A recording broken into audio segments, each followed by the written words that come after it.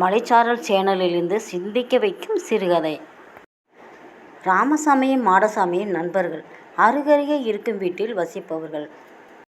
Ramasamy BTech முடித்தவுடன் வளாக நேர்காணலில் வருடம் 4 லட்சம் சம்பளத்தில் வேலை கிடைக்க அவரின் பெற்றோரும் சுற்றத்தாரும் நண்பர்களும் மிகுந்த மகிழ்ச்சி அடைகிறார்கள்.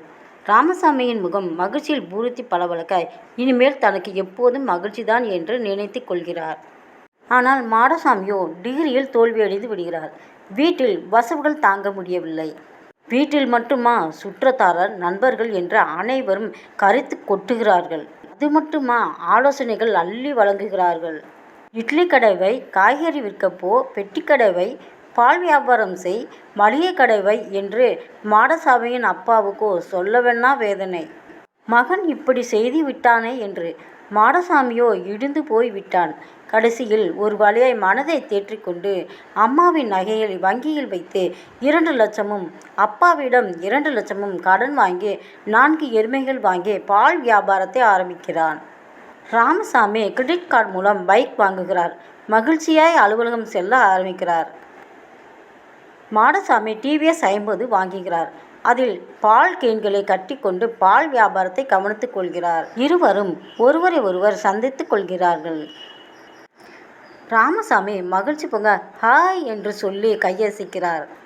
மாடசாமியோ அவமானத்துடன் தலையை குனிந்து கொண்டு ஹாய் சொல்லிவிட்டு தப்பித்து வீட்டுக்கு வேகமாக சென்று விடுகிறார். 6 மாதங்களுக்கு பிறகு ராமசாமி தான் வாங்கிய பைக் லோனில் 20% கட்டியிருக்கிறார். மாடசாமி தன் அப்பாவிடம் வாங்கிய 2 லட்சம் கடனில் 1 லட்சத்தை எப்படியோ கட்டிவிடுகிறார். அதற்குள் மேல்மூச்சு கீழ்மூச்சு வாங்கி விடுகிறார். இப்போது மறுபடியும் ஒருவரை ஒருவர் சந்தித்துக் கொள்கிறார்கள், உன்னயித்துக் கொள்கிறார்கள். ராமசாமிக்கோ தான் கட்ட வேண்டிய லோன் பாக்கி நினைவுக்கு வருகிறது. மாடசாமிக்கோ தான் இன்னும் கட்ட வேண்டிய 1 லட்சம் கடன் நினைவுக்கு வருகிறது. 1 வருடத்திற்கு பிறகு ராமசாமி சம்பள உயர்வை எதிர்பார்க்கிறார். பொருளாதார மந்த நிலை காரணமாக சம்பள உயர்வு இல்லை. இப்போது 1/2 லிட்டர் பாலின் விலை 10 ரூபாயில் இருந்தே 14 ரூபாய் ஆகிறது. மாடசாமிக்கு 30% லாபம் கூடுகிறது. அப்பாவிடம் வாங்கின கடனை அடைத்து அம்மாவின் நகைகளை வங்கியில் இருந்து மீட்டு விடுகிறார். ராமசாமி தன் பைக் லோனை அடைத்துவிட்டு சொந்த லோனாக 2 லட்சம் 16% வட்டியில் வெளிநாட்டு வங்கியில் வாங்குகிறார். அதை கொண்டு வீட்டிற்கு தேவையான பர்னிச்சர்கள், எல்சிடி டிவி, லேப்டாப் என்று வாங்கி மகிழ்கிறார்.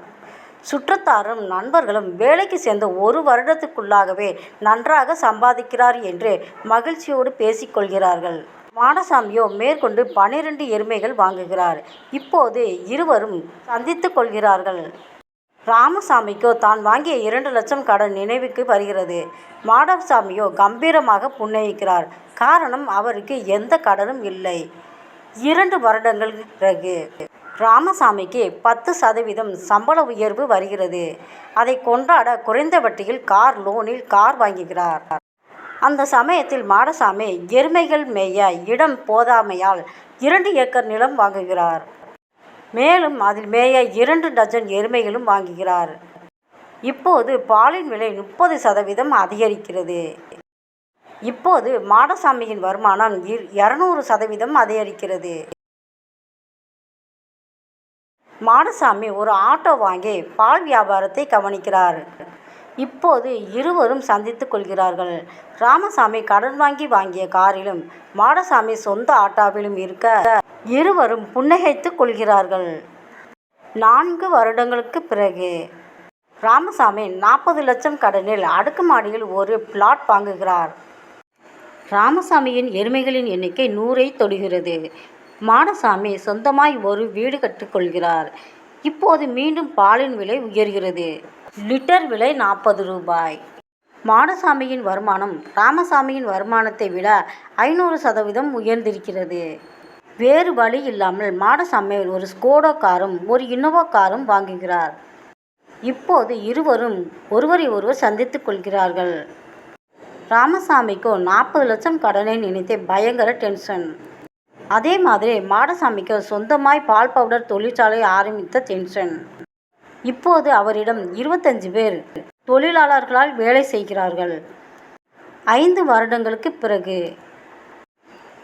ராமசாமியின் வருட வருமானம் 7 லட்சமாய் உயர்ந்திருக்கிறது.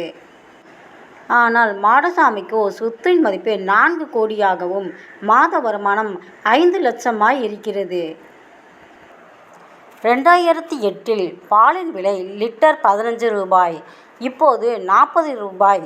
அப்போது தங்கம் பவுன் 12,500, இப்போது பவுன் 25,000. 5 வருடங்களாக பொறியாளர்களின் சம்பள உயர்வு 30% மட்டுமே. ஆனால் பெரும்பாலான மக்கள் பொறியாளர்கள் லட்சக்கணக்கில் சம்பாதிப்பதாக எண்ணிக்கொண்டுள்ளார்கள். கதையின் நீதி, பேசாம மாடு மேய்க்க போயிருக்கலாமே. இந்த கதை உங்களுக்கு பிடிச்சிருந்தா லைக் பண்ணிவிட்டு மறக்காமல் ஒரு கமெண்ட் பண்ணிடுங்க. தேங்க்ஸ் ஃபார் வாட்சிங்.